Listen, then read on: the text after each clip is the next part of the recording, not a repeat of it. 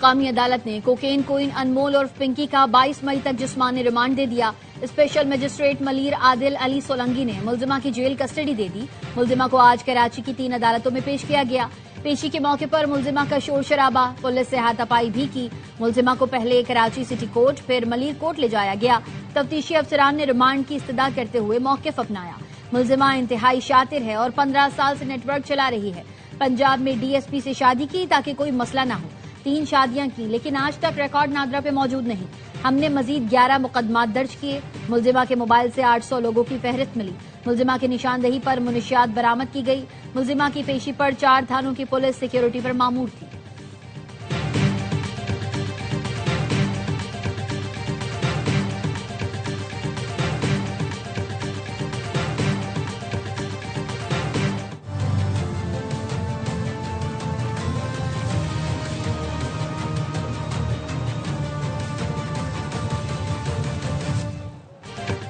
ARY news نے cocaine dealer انمول اور پنکی کے لاہور کے گھر کا کھوج لگا لیا۔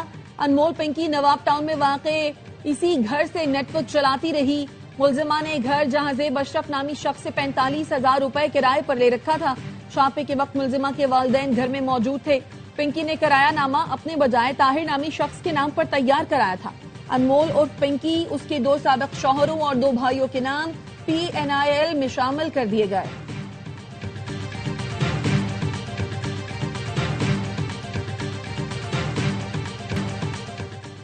کوکین ڈیلر انمول اور پنکی کی نشاندہی پر تحقیقاتی حکام کے لاہور میں چھاپے، 5 غیر ملکیوں سمیت 11 افراد کو حراست میں لے لیا گیا۔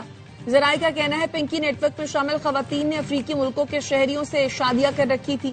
پنکی کی دست راست کرن کا غیر ملکی شوہر بھی زیر حراست ملزمان میں شامل ہے۔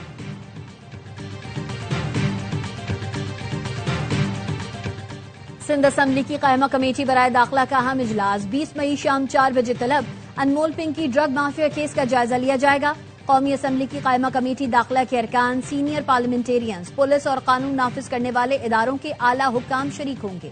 پولیس حکام انمول اور پنکی کیس میں ہونے والی پیش رفت سے بھی آگاہ کریں گے۔ تعلیمی اداروں میں منشیات کے بڑھتے رجحان، ڈرگ ٹیسٹنگ پالیسی، منشیات اسمگلنگ روٹس اور خصوصی نارکوٹکس عدالتوں کی کارکردگی کا جائزہ لیا جائے گا۔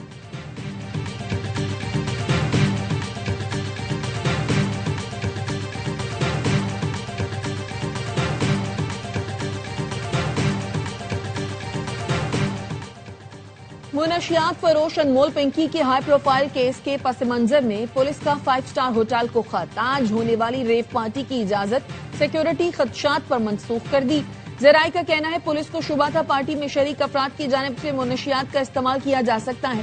DIG ساؤتھ نے خط میں کہا سیکیورٹی خدشات ہیں، اوور کراؤڈنگ یا سیکیورٹی غفلت سے امن کا مسئلہ ہو سکتا ہے۔ تقریب سے ہوٹل میں مقیم غیر ملکیوں اور سفارتکاروں کی سیکیورٹی خطرے میں پڑ سکتی ہے۔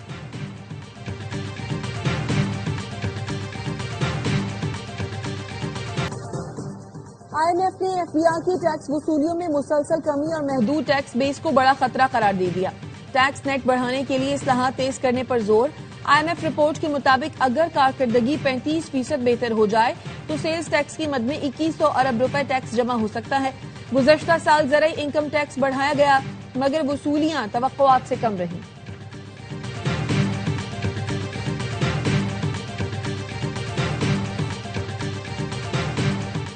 پانڈا بانڈ پاکستان اور چین کے مالیاتی تعاون کے نئے دور کا آغاز ہے۔ پانڈا بانڈ اجرا سے پاکستان کو پہلی بار چینی سرمایہ مارکیٹ تک رسائی حاصل ہوئی۔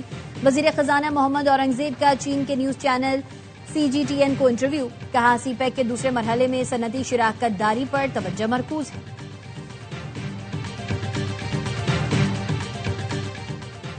چیئرمین PCB کو بھارت میں شیڈیول ICC بورڈ میٹنگ کا دعوت نامہ موصول۔ ذرائع کے مطابق محسن نقوی کے بھارت جانے کا حتمی فیصلہ وزیر اعظم کریں گے۔ دعوت نامہ وزیر اعظم کو بھجوایا جائے گا۔ ICC بورڈ میٹنگ 30 اور 31 مئی کو احمد آباد میں شیڈیول ہے۔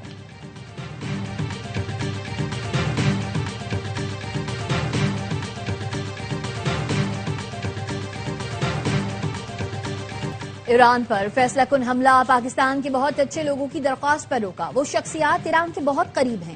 امریکی صدر ڈونلڈ ٹرمپ کا فاکس نیوز کو انٹرویو، ایران سے متعلق کہا ہر بار جب ڈیل کرتے ہیں تو اگلے روز ایسا لگتا ہے ہماری بات چیت ہوئی ہی نہیں۔ ان کے ساتھ کچھ مسئلہ ہے، اصل میں وہ پاگل ہیں، میں وہی کروں گا جو درست ہوگا، اب نہ ہرمز جلد کھل جائے گی، تیل کی قیمتیں بھی جلد نیچے آ جائیں گی۔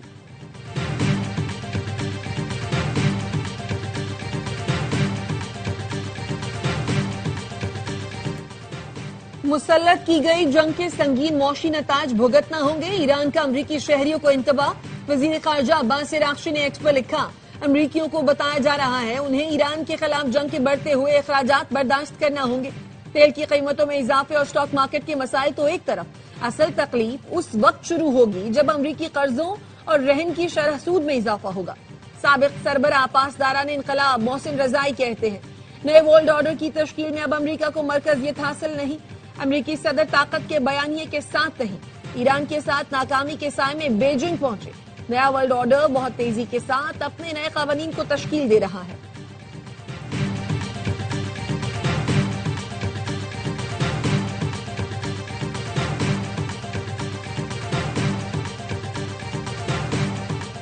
سعودی ولی عہد شہزادہ محمد بن سلمان اور امیر قطر شیخ تمیم بن حمد کا ٹیلی فونک رابطہ، دونوں رہنماؤں نے علاقائی اور بین الاقوامی صورتحال، خطے میں ہونے والی پیش رفت اور امن و استحکام کو فروغ دینے کے لیے جاری کوششوں کا جائزہ لیا۔ مشترکہ تعاون کے شعبوں پر تبادلہ خیال کیا گیا۔ دونوں رہنماؤں نے مختلف مسائل پر ہم آہنگی اور مشاورت جاری رکھنے کی اہمیت پر زور دیا۔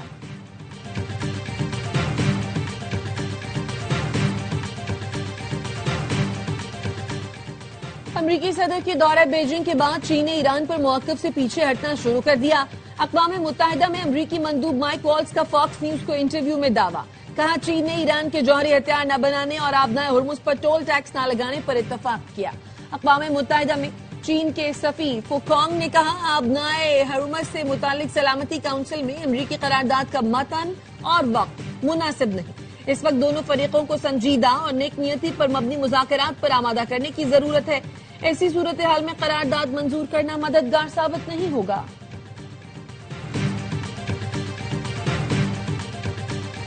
امریکہ اور اسرائیل آئندہ ہفتے ایران پر دوبارہ حملے کی تیاری کر رہے ہیں۔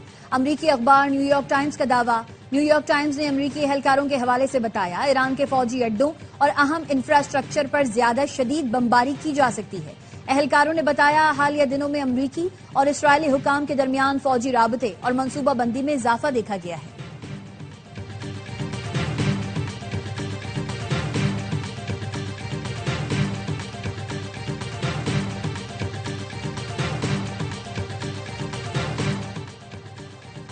نائب وزیر اعظم اسحاق ڈار کی ازبکستان کے وزیر خارجہ بختیار سیدوف سے ٹیلی فونک گفتگو، اہم علاقائی پیش رفت اور پاک ازبک دو طرفہ تعلقات کے مختلف پہلوؤں پر تبادلہ خیال۔ پاکستان اور ازبکستان کے وزیر خارجہ کا قریبی روابط برقرار رکھنے پر اتفاق۔ ترجمان دفتر خارجہ کے مطابق ازبک وزیر خارجہ نے علاقائی امن اور استحکام کے لیے پاکستان کے ثالثی کردار کو سراہا۔ ایم کیو ایم رہنما ڈاکٹر فاروق ستار کی بجٹ سے پہلے 28ویں ترمیم آنے کی پیش گوئی، کہا ایم کیو ایم کی بلدیاتی آئینی ترمیم 28ویں ترمیم کا اہم جز ہے۔ پیپلز پارٹی کے سوا تمام جماعتیں بلدیاتی ترمیم کی حامی ہیں۔ پیپلز پارٹی کا یہ دعویٰ اس کے بغیر کچھ نہیں ہو سکتا، زمین بوس ہو جائے گا، کیونکہ آئین میں بہت کچھ ایسا ہے جس کے ذریعے پیپلز پارٹی کے بغیر بہت کچھ ہو سکتا ہے۔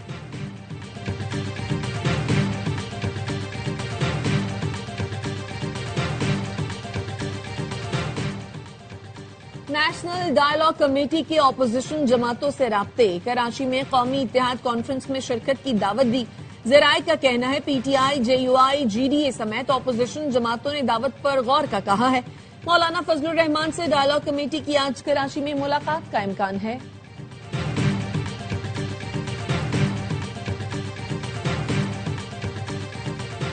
سندھ میں دکانوں، market, shopping malls, hotels, restaurants کو مقرر کردہ بندش کے اوقات سے استثناء دے دیا گیا۔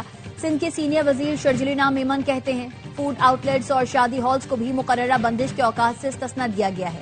کاروباری مراکز اب معمول کے مطابق اپنے اوقات کار جاری رکھ سکیں گے۔ تاجروں اور صنعت کاروں کی مشکلات کو مد نظر رکھتے ہوئے فیصلہ کیا گیا۔ سندھ حکومت ہمیشہ مشاورت، عوامی مفاد اور زمینی حقائق کو سامنے رکھ کر فیصلے کرتی ہے۔ حکومت تاجروں کے مسائل کے حل کے لیے ہر ممکن اقدامات جاری رکھے گی۔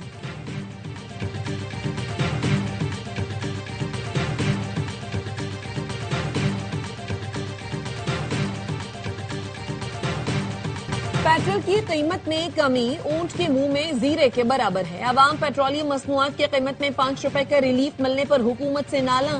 कहते हैं 50 बढ़ाकर 5 रुपए कम करके हुकूमत ने अवाम पर बहुत बड़ा एहसान किया।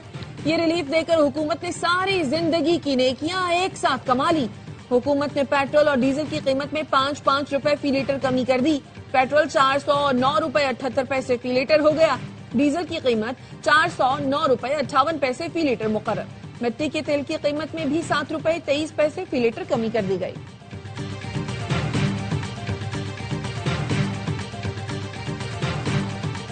वजीर दाखिला मोहसिन नकवी और वजीर ममलकत दाखिला तलाल चौधरी से मिस्री वजारत दाखिला के वफ्द की मुलाकात। सिक्योरिटी, इंसदाद दहशतगर्दी, इंसदाद मुनशियात, साइबर क्राइम, सेफ सिटी शोबों में इश्तराक को फरोग देने पर तबादला ख्याल।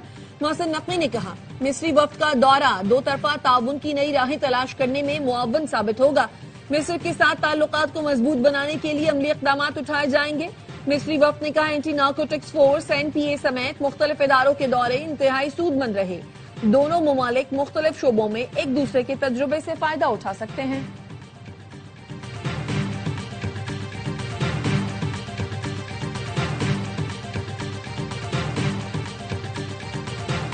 पाकिस्तान की सिफारती कोशिशें कामयाब। अमेरिका की जानिब से रोके गए जहाजों पर मौजूद 11 पाकिस्तानियों और 20 ईरानियों की वापसी।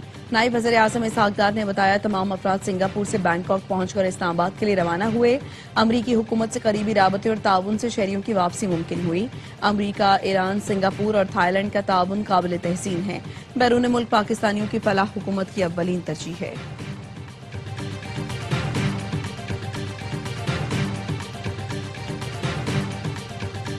इसराइल और लबनान के दरमियान जंगबंदी में 45 दिन की तौसी। अमरीकी महकमा खारजा के मुताबिक फैसला अमरीकी सालिसी में 2 रोजा नतीजा खेज मुज़ाकरात के बाद किया गया। इसराइल और लबनान में सियासी सतह के मुज़ाकरात 2 और 3 जून को दोबारा होंगे। अमरीकी हुकाम का कहना है, इसराइल और लबनान के दरमियान सिक्योरिटी से मुतालिक मुज़ाकरात 29 मई को पेंटागन में होंगे।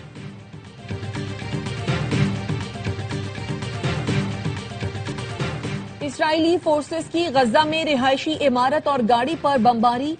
इसराइल का हमास के सीनियर तरीन रुकन अज़ाउद्दीन अल हदाद को शहीद करने का दावा। अज़ाउद्दीन अल हदाद अल क़स्साम ब्रिगेड की 5 रुकनी सुप्रीम काउंसिल के आखिरी हयात रुकन थे। हमले में खवातीन और बच्चे समेत 7 फलस्तीनी शहीद हुए। गजा एम्बुलेंस सर्विसेज के मुताबिक इसराइली हमले में कई फलस्तीनी जख्मी भी हुए। सोने और चांदी की कीमतों में कमी। फी तोला सोना 600 रुपए कमी से 4,76,262 रुपए का हो गया।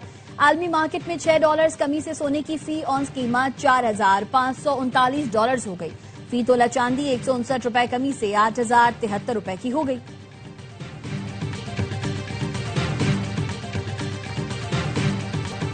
मुल्क भर में ईद कुर्बान की तैयारियां जोरों शोर से जारी। मवेशी मंडियों में खरीदारों का रश बढ़ने लगा।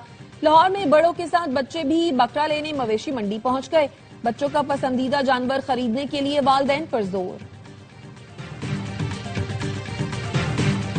और अदाकारा सनम सईद फिल्म दुनिया के मारूफ फेस्टिवल कांस में अपना डेब्यू करेंगी। सनम सईद को south Asian women excellence in cinema arts के पहले एजाजी ग्रुप में शामिल किया गया। सनम सईद का कहना था, वो कांस में बेगम शमीम आरा की लेगेसी साथ लेकर जा रही है। पाकिस्तानी मॉडल रोमा रियाज भी आलमी स्टेज पर पाकिस्तान की नुमाइंदगी करेंगी।